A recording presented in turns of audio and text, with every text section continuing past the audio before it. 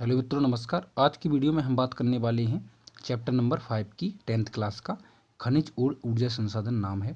और हम इसमें क्वेश्चन आंसर ही एक्सप्लेन करेंगे, बहुत ही बढ़िया तरीके से आपको समझ में आ जाएगा। तो चलिए मित्रों शुरू करते हैं कि देखिए, सबसे पहले आपको मिलेंगे बहुवैकल्पिक प्रश्न। उसमें सबसे पहला है कि निम्नलिखित में से कौन सा खनिज वह होता है जो हम खुदाई करके निकालते हैं ज़मीन से, है ना। तो कौन सा खनिज अपक्षेत्र पदार्थ की अवशिष्ट भार को त्यागता हुआ चट्टानों की अपघटन से बनता है। अपघटन मतलब टूट फूट से। तो भैया इसका सही आंसर है, देखिए इसका सही उत्तर है, आपको मिलेगा क्या, इसका सही उत्तर है बॉक्साइट। तो पहले का सही आंसर क्या है, बॉक्साइट। दूसरा है कि झारखंड में स्थित कोडरमा निम्नलिखित में से किस खनिज का अग्रणी उत्पादक है। तो झारखंड में जो स्थित कोडरमा जो खान है वो जो है आपकी अभ्रक के लिए प्रसिद्ध है। किसके लिए, अभ्रक। तो इसमें जो खा ऑप्शन है वो बिल्कुल सही है आपका, ठीक है। तीसरा आपका ऑप्शन है कि निम्नलिखित चट्टानों में से किस चट्टान की स्तरों में खनिजों का निक्षेपण और संचयन होता है। संचयन मतलब जुड़ाव और निक्षेपण मतलब फैलाव, ठीक है। चट्टानों के स्तरों में खनिजों का निक्षेपण और संचयन होता है। तो सुनिए ध्यान से, तो इसका सही उत्तर है तलछटी चट्टानें। क्या है, तलछटी चट्टानें। और अगला है कि मोनाजाइट रेत में निम्नलिखित में से कौन सा खनिज पाया जाता है। तो इसका सही उत्तर है थोरियम। थोरियम मोनाजाइट रेत में पाया जाता है, ठीक है। इसके बाद आ गए हैं आपके कि 30 शब्दों में आपको आंसर देना है। तो पहला है कि अंतर बताइए, ठीक है, लौह और अलोह खनिज में। लौह और अलोह खनिज, तो ये लोह खनिज वह होता है, सबसे पहले तो आप सुनिए, कि जिस धातु में लोहे की मात्रा ज़्यादा पाई जाती है वह लोह खनिज है। जिस धातु में लोहे की मात्रा कम पाई जाती है तो वो अलोह खनिज कहलाता है। जैसे देखिए कि वे खनिज जिनमें लोहे का अंश अधिक होता है लोह खनिज कहलाते हैं। और वे खनिज जैसे अयस्क है, मैग्नीज है, निकल है, कोबाल्ट है, तो ये लोह खनिज हैं। लेकिन वे खनिज जिनमें लोहे का अंश नहीं होता है या बहुत कम होता है वे अलोह खनिज कहलाती हैं, जैसे सोना, चांदी और प्लेटिनम, ठीक है। अब आ जाते हैं परंपरागत और गैर परंपरागत ऊर्जा के संसाधन। तो परंपरागत, सबसे पहले देखिए कि परंपरागत और गैर परंपरागत ऊर्जा के संसाधन में कोयला, तेल और प्राकृतिक गैसें, कोयला, तेल और जो खत्म हो सकती हैं, याद रखना। उत्पन्न गैस, उत्पन्न की गई ताप विद्युत, जल विद्युत, परमाणु शक्ति आदि ऊर्जा की परंपरागत साधन है, ठीक है, परंपरागत। इन साधनों का नवीकरण नहीं किया सकता, मतलब इनको बनाया नहीं जा सकता। यदि पेट्रोल खत्म हो गया तो भैया आप पेट्रोल को नहीं बना सकते, याद रखना है ना। वो तो कई लाखों सालों की क्रमानुसार जो प्रक्रिया चलती रहती है उससे बनता है। ये स्रोत सीमित तथा लगातार प्रयोग से समाप्त होने की कगार पर है। सूर्य, वायु, ज्वार भाटा और बायोगैस, खेतों का, पशुओं का कूड़ा करकट, मनुष्यों का मलमूत्र आदि से ऊर्जा जो बनती है वो गैर परंपरागत ऊर्जा है। सौर ऊर्जा भी गैर परंपरागत है, पवन ऊर्जा भी। इसको हम क्या कर सकते हैं, बना सकते हैं। ये साधन नवीकरणीय हैं, इनको बार बार बना सकते हैं, यूज़ कर सकते हैं, इनका बार बार प्रयोग किया जा सकता है ना। ये प्रकृति के द्वारा नहीं, हमारे द्वारा भी बनाए जा सकते हैं, ठीक है। अब अगला है आपका खनिज क्या है। तो भैया हमने बता दिया नॉर्मल भाषा में, जो ज़मीन से जो निकलता है वो खनिज है, याद रखना, ठीक है। तो खनिज उन प्राकृतिक साधनों को कहते हैं जो सेलों से प्राप्त होते हैं। सेल मतलब होती है चट्टानों से। भूवैज्ञानिकों के अनुसार खनिज एक प्राकृतिक रूप से विद्यमान समरूप तत्व है। प्राकृतिक रूप से यानी प्रकृति के रूप से विद्यमान होता है, हमारे द्वारा नहीं डाला जाता वो, ठीक है, जमीन में। जिसकी एक निश्चित आंतरिक संरचना है, निश्चित है, ठीक है, अनिश्चित नहीं है, निश्चित संरचना है, उसकी बनावट है। खनिज प्रकृति में अनेक रूपों में पाए जाते हैं, जिसमें कठोर, ठोस एवं चरम चूना तक शामिल है। देखिए मैं आपको बता दूं, कहीं कहीं पे सोना खुदता है, लोहा, बॉक्साइट, एल्युमिनियम, है ना, कोयला, तो ये सब खनिज हैं, ठीक है। ये सब क्या है, खनिज हैं, ठीक है, याद रखना। अगला है आग्नेय तथा कायांतरित चट्टानों में खनिजों का निर्माण कैसे होता है। तो सुनिए ध्यान से कि आग्नेय तथा कायांतरित चट्टानों में खनिज दरारों, जोड़ों और भ्रंशों में मिलते हैं। दरारों, जो बीच बीच में चट्टानों के बीच में दरारें होती हैं तो उनमें मिलते हैं। छोटे जमाव सिराओं के रूप में और बड़े जमाव परत के रूप में पाए जाते हैं। सिरा, है ना, और जो बड़े खनिजों के बड़े जमाव होते हैं वो परत के रूप में पाए जाते हैं। इनका निर्माण भी अधिकतर उस समय होता है जब ये तरल अथवा गैसीय अवस्था में दरारों के सहारे भूपृष्ठ की ओर धकेले जाते हैं, ठीक है। तो तरल मात्रा में होंगे तो वो पत्थरों की दरारों में भर जाते हैं। ऊपर आते हुए ये ठंडे होकर जम जाते हैं। मुख्य धात्विक खनिज जैसे जस्ता, तांबा, जिंक और सीसा आदि इसी तरह सिराओं व जमाओं के रूप में प्राप्त होते हैं। ठीक है, कि चट्टानों की दरारों में और उनकी भ्रंशों में भर जाते हैं और ऊपर आते वक्त ये ठंडे हो जाते हैं और यह जम जाते हैं। अगला है कि हमें खनिजों की संरक्षण की आवश्यकता क्यों है। तो भैया खनिजों की संरक्षण की आवश्यकता इसलिए है, नॉर्मल भाषा में, कि कुछ ऐसे हैं जो एक बार समाप्त होने के बाद हमें दोबारा प्राप्त नहीं होने वाले। ठीक है, तो सुनिए ध्यान से कि वर्तमान औद्योगिक युग में, औद्योगिक युग मतलब होता है उद्योग, फैक्ट्री मैक्ट्री सब जगह लगी है ना पूरे विश्व में, तो औद्योगिक युग में विभिन्न प्रकार के खनिजों का भारी उपयोग किया जाने लगा है। खनिज निर्माण की भूगर्भिक प्रक्रिया इतनी धीमी है, यानी खनिज निर्माण की जो बनने वाली प्रक्रिया है वो बहुत धीमी है, कि उनकी वर्तमान उपभोग की दर की तुलना में उनकी पुनर्भरण की दर, तो उनकी उपभोग मतलब जिनका हम जितना उनको उपयोग कर रहे हैं उससे ज़्यादा नहीं है। क्या पुनर्भरण मतलब जो जितने भी हैं वो ज़्यादा नहीं है जितना हम उनका उपयोग कर रहे हैं, याद रखना। और वो बन भी नहीं रहे हैं, क्योंकि खनिज ऐसा थोड़ी है कि लगातार रोज़ रोज़ बनता है, वो तो बन चुका है ना, उसको उपयोग कर रहे हैं।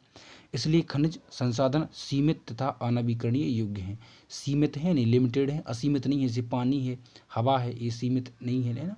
तो इसी तरह से खनिज जो है सीमित है, लेकिन और अनवीकरणीय है, मतलब इनको हम बार बार बना भी नहीं सकते। जैसे कि अगर पेट्रोल है तो क्या आप इसको बना सकते हैं? नहीं, ये तो प्राकृतिक रूप से हमको मिला हुआ है, तो जितना है उतना ही है, केवल सीमित।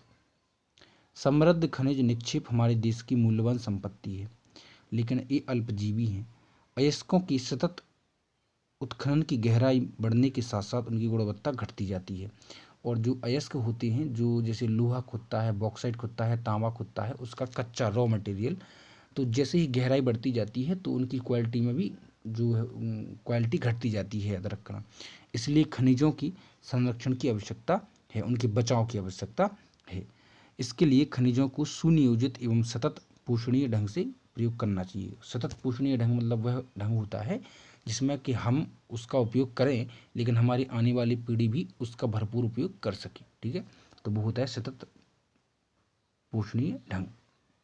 अगला है कि 120 शब्दों में आपको आंसर देना है।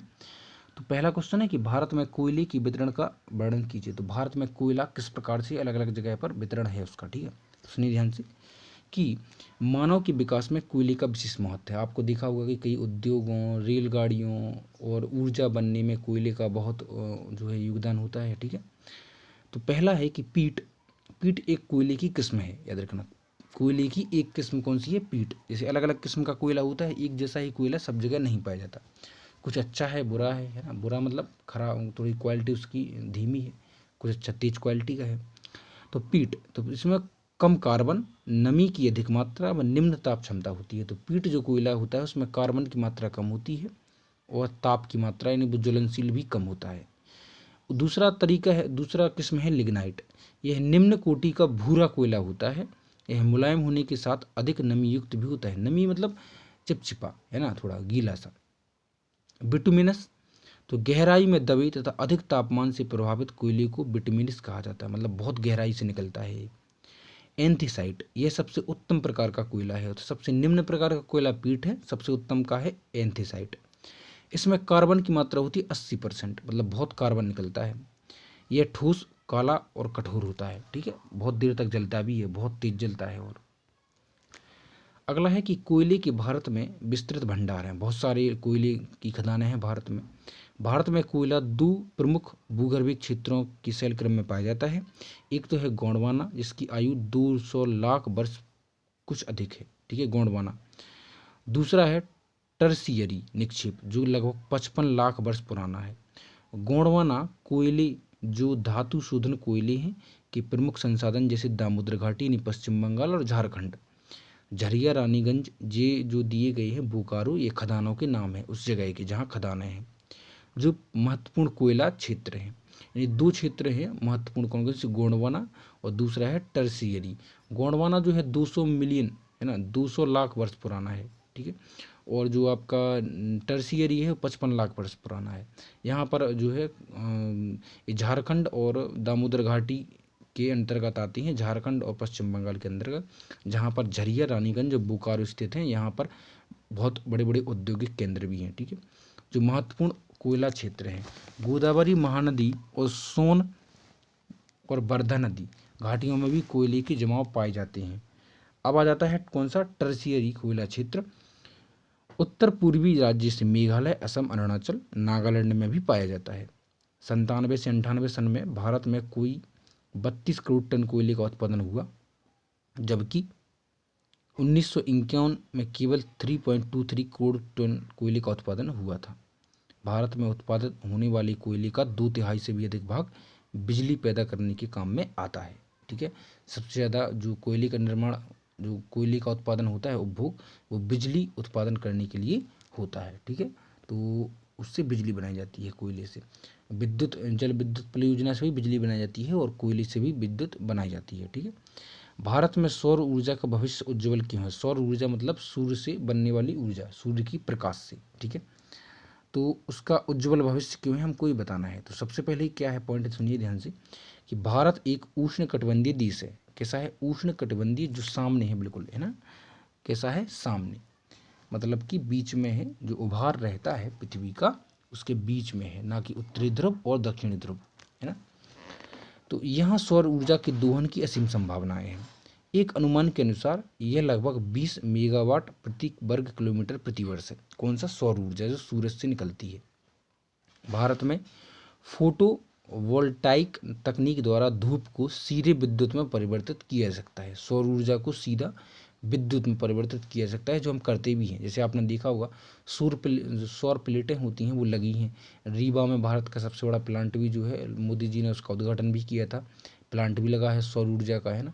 और छतों पर भी आपने देखा होगा कि सौर लाइट लगी रहती है, सौर प्लेट, उससे ऊर्जा बनाई जाती है। भारत का सबसे बड़ा सौर ऊर्जा संयंत्र भुज के निकट माधोपुर में स्थित है, जहां सौर ऊर्जा से दूध के बड़े बर्तनों का कीटाणु मुक्त किया जाता है। तो उससे बहुत, जहाँ मैं, मेरा आवासीय विद्यालय था जहाँ मैं पढ़ा हुआ हूँ, तो वहाँ पे भी छत पर सौर प्लेट लगी थी, उससे भी खाना पकाया जाता था। ठीक है, सूर्य का प्रकाश प्रकृति का मुफ्त उपहार है, इसलिए निम्न वर्ग के लोग आसानी से सूर्य ऊर्जा का लाभ उठा सकते हैं। ठीक है, कोयला, पेट्रोलियम, प्राकृतिक गैस आदि ऊर्जा के स्रोत हैं जो एक बार प्रयोग करने के बाद दोबारा उपयोग नहीं किए जा सकते। वहीं सौर ऊर्जा नवीकरणीय है, बार बार उपयोग कर लो, आपको कोई दिक्कत नहीं है, बहुत सारी है ना। अगला है छठवां की ऐसी अपेक्षा है कि सौर ऊर्जा के प्रयोग से घरों में उपली लकड़ी पर निर्भरता को कम किया जा सकता है। फलस्वरूप यह पर्यावरण संरक्षण में योगदान देगा और कृषि में भी खाद्य की जो पर्याप्तता होगी वो पूर्ति होगी।